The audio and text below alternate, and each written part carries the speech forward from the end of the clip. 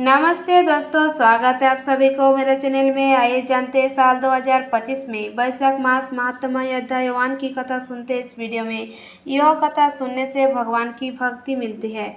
जाने वैशाख मास महात्म्य अध्याय। इस अध्याय में वैशाख मास की श्रेष्ठता, उसमें जल, व्यंजन, छत्र, पादुका और अन्न आदि दोनों की महिमा है। नारायणम नमस्कृत नरजब नरोत्तमे देवी सरस्वती व्यास जयमुद्रयते।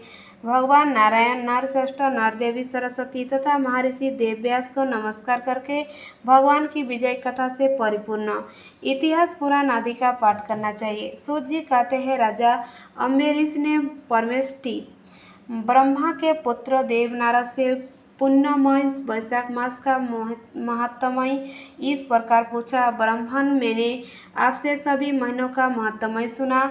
उस समय आपने यह कहा था कि सब महीनों में वैशाख मास श्रेष्ठ है, इसलिए यह बताने की कृपा करें कि वैशाख मास क्यों भगवान विष्णु को प्रिय है और उस समय कौन कौन से धर्म भगवान विष्णु के लिए प्रतिकारक है।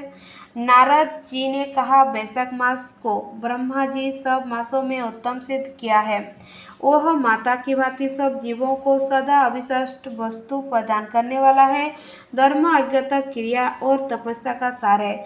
संपूर्ण देवताओं द्वारा पूजित है, जैसे विद्याओं में देव विद्या, मंत्रों में प्रबंध, वृक्षों में कल्पवृक्ष, धेनुओं में कामधेनु, देवताओं में विष्णु, वर्णों में ब्राह्मण, प्रिय वस्तुओं में प्राण, नदियों में गंगा जी, तेजों में सूर्य, अस्त्र, समरों में चक्र, धातुओं में सुवर्ण, वैष्णवों में शिव तथा रत्नों में कौस्तुभ वर्णित है।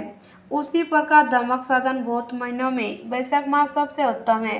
संसार में इसके समान भगवान विष्णु को प्रसन्न करने वाला दूसरा कोई मास नहीं है।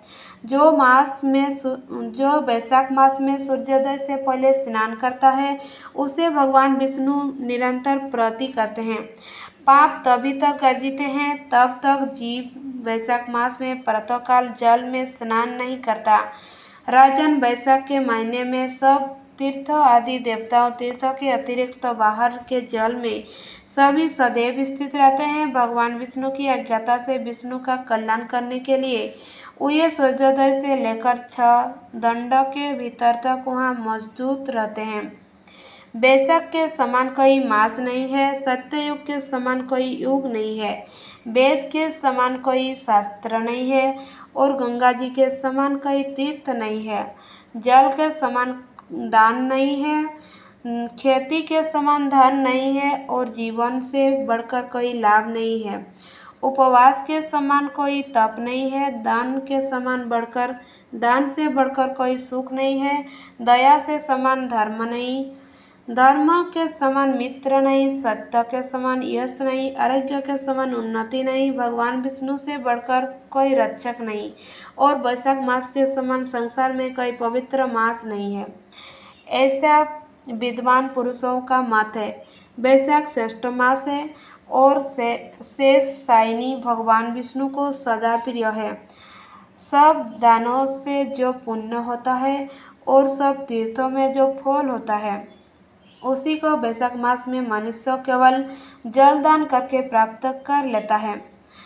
जो जलदान में असमर्थ है, ऐसे ऐश्वर्य की अभिलाषा करने वालों पुरुषों को उचित है कि वह दूसरे को प्रबोध करे, दूसरों को जलदान का महत्व सुझावे। यह सब दोनों से बढ़कर हितकारी है। जो मनुष्य वैशाख में सड़क पर यात्रियों के लिए प्यासू लगाता है, वह विष्णु लोक में प्रतिष्ठित होता है। निपुश्रेष्ठ प्रतोदान पोशाला या प्यासू देवताओं, पितरों तथा ऋषियों को अनंत प्रति देने वाला है। जिसने प्यासू लगाकर रास्ते में थके माथे मनुष्यों को संतुष्ट किया है, उसने ब्रह्मा, विष्णु और शिव आदि देवताओं को संतुष्ट कर लिया है। राजन, वैशाख मास में जल की इच्छा रखने वालों को जल, छाया चाहने वालों को छाता और पंखे की इच्छा रखने वालों को पंखा देना चाहिए। राजेंद्र, जो प्यास से पीड़ित महात्मा पुरुष के लिए शीतल जल प्रदान करता है, वह उतने ही मात्रा से 10,000 राजसूय यज्ञों का फल पाता है। धूप और परिश्रम से पीड़ित ब्राह्मण को जो पंखा डुलाकर हवा लग करता है, वह उतने ही मात्रा से निपाप होकर भगवान का पार्षद हो जाता है। जो मार्ग से थके हुए श्रेष्ठ द्विजों को वस्त्रों से भी हवा करता है, वह उतने से ही मुक्ति होकर भगवान विष्णु का सहयोग प्राप्त कर लेता है। जो शुद्धि चिंती से ताड़ कर पंखा देता है, वह सब पापों का नाश करके ब्रह्मलोक को जाता है। जो विष्णु प्रिय वैशाख मास में पादुका दान करता है, वह जमदूतों का तिरस्कार करके विष्णुलोक में जाता है। जो मार्ग में अनाथ के ठहरने के लिए विश्रामशाला बनवाता है, उसके पुण्य फल का वर्णन किया नहीं जा सकता। मध्य में आए हुए ब्राह्मण अतिथि को यदि कोई भोजन दे तो उसके फल का अत्यंत नहीं है। राजन अन्नदान मनुष्य को तत्काल तीर्थ करने वाला है, इसलिए संसार में अन्न के समान कोई दान नहीं है। जो मनुष्य मार्ग के थके हुए ब्राह्मण के लिए आश्रय देता है, उसके पुण्य फल का वर्णन किया नहीं जा सकता। भोपाल जो अन्नदाता है, वह माता पिता आदि का भी विस्मरण करा देता है। इसलिए तीनों लोग ने निवासी अन्नदान की ही प्रशंसा करते हैं। माता और पिता केवल जन्म के हेतु पर जो अन्न देकर पालन करता है, मनीषी पुरुष इस लोक में उसी को पिता कहते हैं।